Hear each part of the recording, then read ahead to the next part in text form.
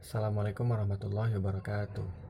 Kami dari kelompok 2 mata kuliah Pasar Uang dan Pasar Modal akan membahas tentang plus minus saham biasa versus saham preferen. Kelompok kami beranggotakan 7 orang.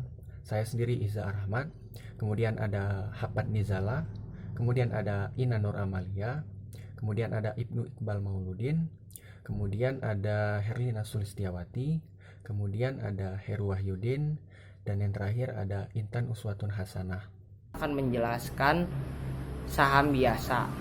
Nah, saham biasa yaitu piagam atau sertifikat yang membuktikan kepemilikan suatu perusahaan berdasarkan modal yang ditanam. Nah, saham tersebut bergantung pada berapa persen modal yang ditanam terhadap suatu perusahaan. Seperti itu. Selanjutnya saya akan menjelaskan tentang kelebihan saham biasa. Yang pertama, tidak ada kewajiban tetap untuk membayar dividen kepada pemegang saham biasa. Yang kedua, saham biasa tidak memiliki jatuh tempo. Yang ketiga, saham biasa kurang beresiko bagi perusahaan apabila dibandingkan sumber pembiayaan lainnya, baik saham preferen maupun hutang jangka panjang. Yang keempat, dari segi investor, saham biasa memiliki tingkat risiko yang lebih tinggi karena sangat tergantung pada besarnya keuntungan. Yang kelima, memungkinkan untuk diverifikasi usaha, meningkatkan likuiditas, mendapatkan tambahan kas, dan lebih mudah dalam mengukur nilai perusahaan.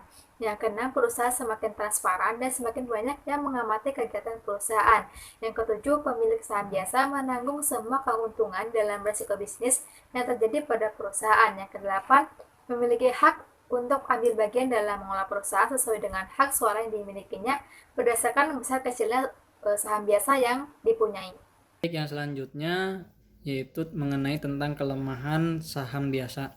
Yang pertama yaitu dengan menjual saham biasa maka akan mengancam kendali yang dipegang pemegang saham yang mayoritas. Jadi semakin banyak sahamnya yang dijual maka orang-orang pun yang mempunyai saham lebih itu lebih terancam. Dan yang kedua yaitu memiliki hak dan kewajiban yang sama besarnya berdasarkan jumlah saham yang dimiliki. Jadi semakin banyak saham yang dimiliki oleh teman-teman maka kewajiban dan haknya pun akan lebih banyak.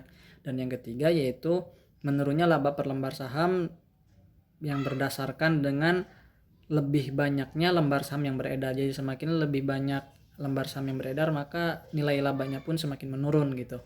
Dan yang keempat yaitu timbulnya agensi problem yang meningkatkan agensi cost karena adanya konflik antar kelompok sebagai pemilik perusahaan, manajer atau pengelola usaha. Dan yang kelima, pemegang saham biasanya tidak memiliki hak istimewa seperti halnya pemegang saham yang preferen. Baik, yang selanjutnya mengenai tentang pengertian saham preferen atau preference stock.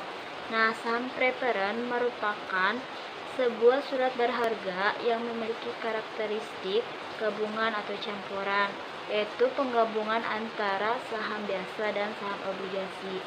Kenapa demikian memiliki karakteristik gabungan? Karena saham preferen memberikan pendapatan tetap berupa bunga obligasi. Kemudian kelebihan saham preferen bagi investor. Yang pertama, didahulukan dalam pembagian dividen jika perusahaan mengalami keuntungan. Yang kedua, membagikan dividen secara bersamaan di akhir tahun dengan menggunakan sistem akumulasi untuk tahun berikutnya kepada investor atau biasa disebut cumulative preference share. Yang ketiga, setiap pemilik saham akan diprioritaskan atas keuntungan perusahaan yang masih tersisa atau disebut dengan participating preference share. Yang keempat, nilai dividen yang didapat oleh setiap pemilik saham preferen lebih besar jika dibandingkan saham biasa. Yang kelima, mempunyai hak-hak istimewa seperti berhak atas klaim laba, berhak atas pembagian dividen secara tetap dan aset sebelumnya, dan punya hak untuk menebus atau menukarkan dengan saham biasa. Dan yang terakhir, perusahaan yang melakukan likuiditas akan memberikan uang hasil investasi kepada pemilik saham preferen terlebih dahulu sebelum kepada pemilik saham biasa memperoleh pengembalian modal. Baik, di sini saya akan menjelaskan tentang kerugian, kelemahan ataupun minus dari saham preference. Di sini ada 3 ya. Yang pertama yaitu meskipun mendapat hak prioritas atau istimewa, namun setelah kewajiban-kewajiban perusahaan dilunasi, saham prioritas hanya diprioritaskan sebelum saham biasa.